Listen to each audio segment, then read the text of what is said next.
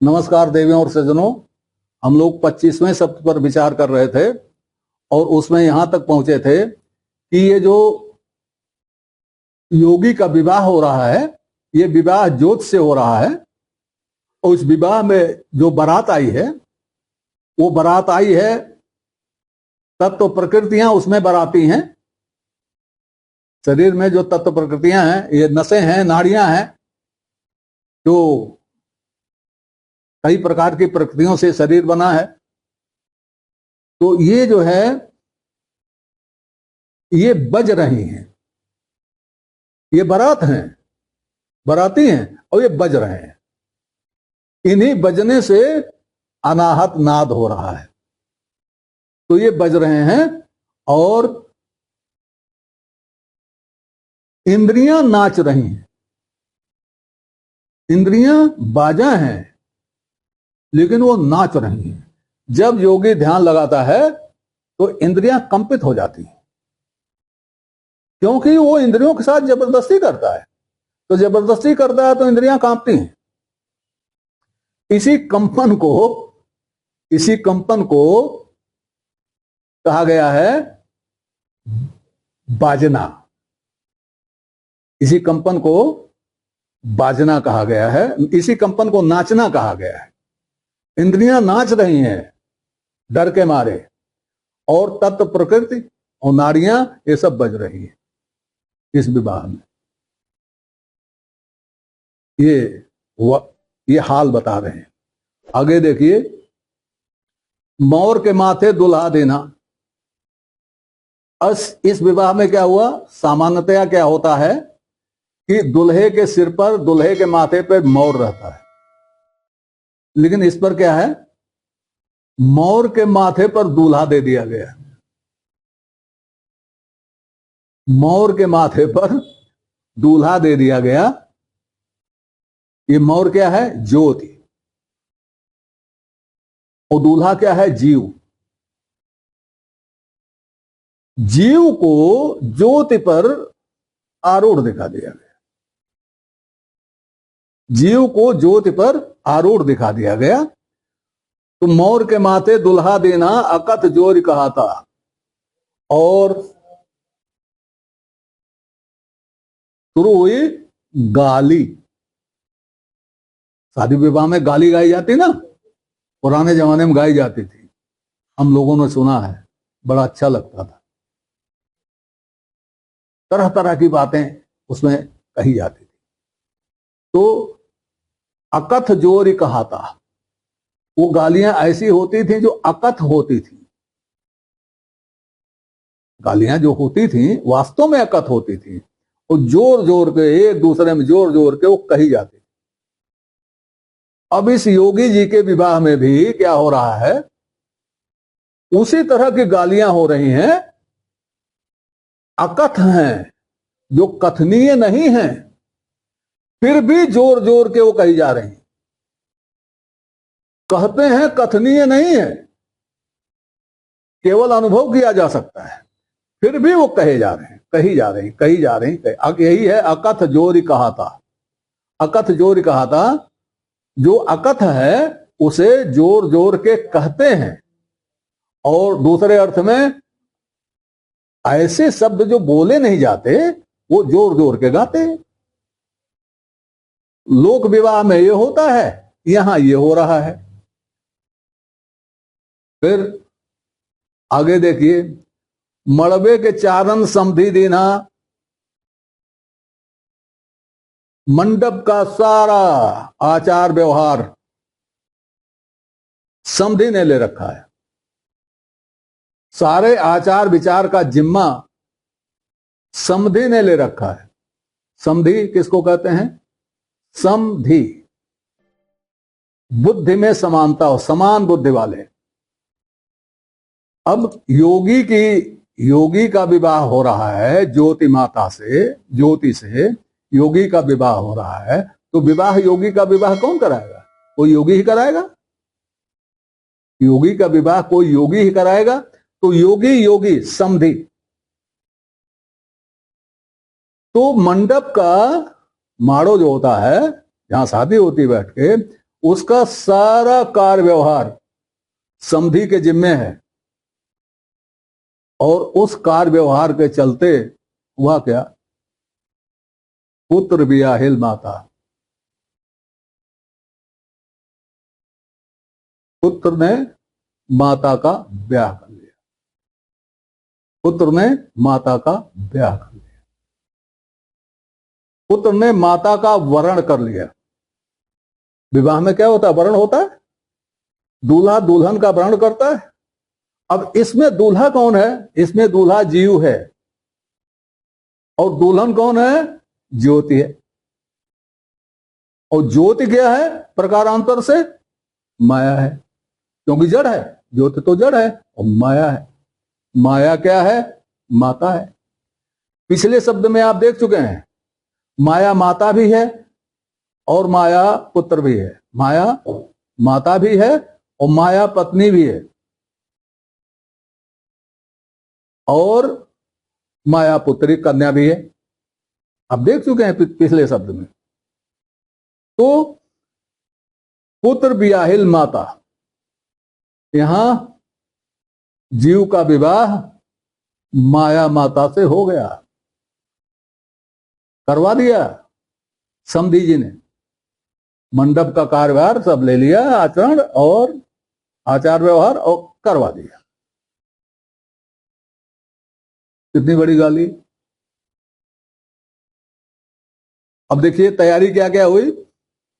दुल्हन लीप चौक बैठारी, लीपा जाता ना,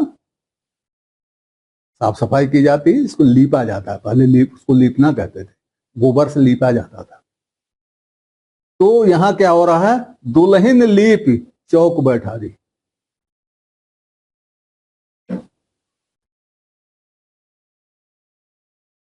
दुल्हन को लीप करके चौक बनाया, दुल्हन को लीप दिया। दुल्हन क्या है, मनोवृत्ति है, उसको लीप दिया और उस पे चौक बनाया, उस पे अंतःकरण चतुष्टय बैठाल दिया।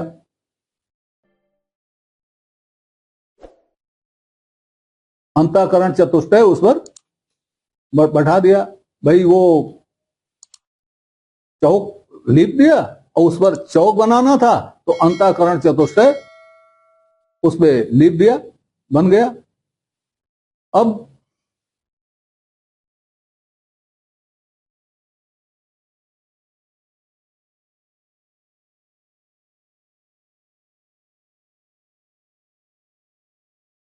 चौक जो बनाया जाता है उसमें तरह तरह की कार्रवाई होती है, ऐसे ऐसे ऐसे ऐसे ऐसे ऐसे ऐसे ऐसे किया जाता ना, पूरा जाता उसको चौक। यहां चौक बैठाना जिसको कहते हैं, वो चौक पूरा जाता है, चौक पूरा जाता है, वो कलाकारी होती है। चौक पूरा जाता है, ऐसे फिर ऐसे फिर ऐसे चौकोर बनाया, फिर उसके कर्ण बनाए, फिर उसमें खाने बनाए। तो ये सब, ये हुआ चौक बैठाना या चौक पूरना। तो चौक पूरा गया अंतःकरण का, अंतःकरण के चौक पूरा करने में क्या हुआ, मन को चित्त से मिलाया, चित्त को बुद्धि से मिलाया, और बुद्धि को अहंकार से मिलाया, और सबको मिला करके ज्योति में विलीन कर दिया। तो दुल्हन लीप चौक बैठारी और निर्भय पद पर कासा। जब इस अंतःकरण चतुष्टय को इस तरह से एक दूसरे में मिला करके ज्योति को समर्पित कर दिया, तो क्या हुआ, निर्भय पद, निर्भय पद प्रकाशित हो गया। अब सब निर्भय हो गया, अब कोई भय नहीं रहा, सब मामला साफ, विवाह हो गया, विवाह हो गया। अब आगे देखिए, भाते उलट बराते खायो, खिलाओ पिलाओ होगा ना। अब यहां खाने योग्य चीज बरातियों को खिलाया जाता है। यहां खाने योग्य चीज ही बरातियों को खा रहा है। खाने योग्य चीज क्या था? खाने योग्य चीज अंतःकरण चतुष्टय था, और उसको इस तरह से मिला दिया, मिला करके ज्योति समर्पित कर दिया। अब वो ज्योतिमय हो गया, ज्योति स्वरूप हो गया। अब उसने क्या किया कि बराती खाओ, वो बरातियों को खा गया। वो जो है बरातियों को खा गया। ये अंतःकरण भात है जो बरातियों के खाने के लिए है, लेकिन ये भात, ये जो बना है भात, उसने बरातियों को खा लिया। भाते उलट बराती खायो, भली बनी कुशलाता। क्या बढ़िया काम हो गया, सब कुशल मंगल हो गया। पाणी ग्रहण भयो भव मंडन, यह विवाह हुआ। कैसा विवाह हुआ? भव मंडन। यह जो विवाह हुआ योगी का ज्योति से जो विवाह हुआ, यह पाणी ग्रहण भयो भव मंडन, यह भव मंडन था। भव आप जानते हो, संसार का कष्ट, कष्ट में संसार को भव कहते हैं, भव सागर वाला भव। मंडन तो बढ़ाने वाला, इसको चमकाने वाला, इसको मधुर बनाने वाला।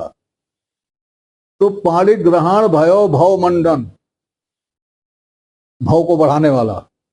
सुषमन सुरति समानी, और सुखमन में, सुषुम्ना नारी जो है सुखमन, इसको सुषुम्ना वो कहते हैं, कबीर इसको सुखमन कहते हैं, मन का सुख। सुखमन सुरति समानी, सुखमन सुरति में समा गई।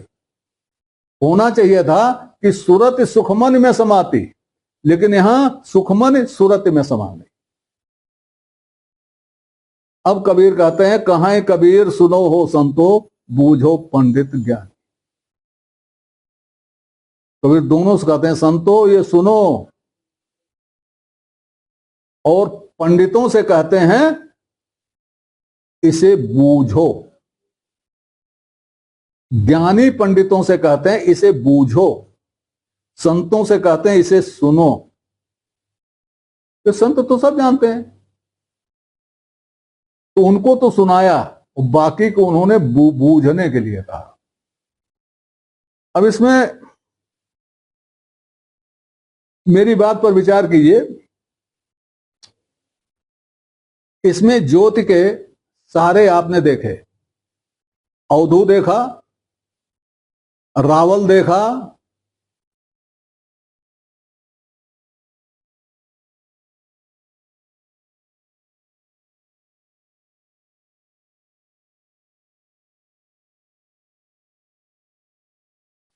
सुषमन देखा, और सूरत देखा।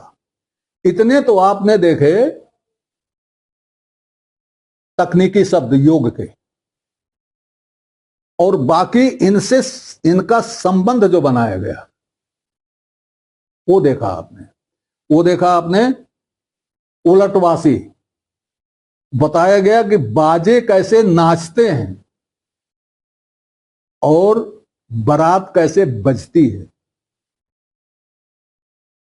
ये शरीर जो है ये बृहद प्रकृति से निर्मित है। यह शरीर, कोई को कहते हैं इसको अष्टा कहते हैं, कोई तत्व प्रकृति कहते हैं, कोई महाप्रकृति कहते हैं। तो ये तत्व प्रकृति, शरीर की नसें, नाड़ियां, ये सब झंकार करती हैं। कब झंकार करती हैं? जब योगी ध्यान लगाता है, क्योंकि उसका ध्यान हठ योग का होता है, सहज समाधि नहीं होती। और बाजे नाचते हैं, ये बाजे कौन सी हैं? ये इंद्रियां हैं। ये नाचने लगती हैं, कांपने लगती हैं। क्यों कांपती हैं? योगी के डर से। अब योगी का डर कैसा कैसा होता है? वो इंद्रियों का निरोध करता है, इंद्रियों का अनुशासन नहीं करता, इंद्रियों का निरोध करता है। इस पर कबीर की एक साखी है, मैंने कई बार इसको कहा है, काटे आम न मोरसी, फाटे जुटे न कान,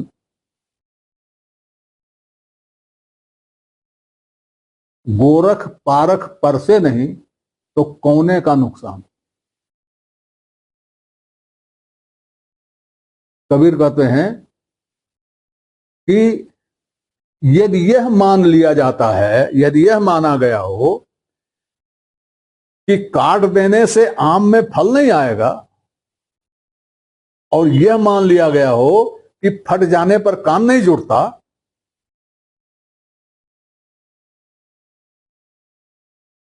तो भाई अगर गोरखपंथी,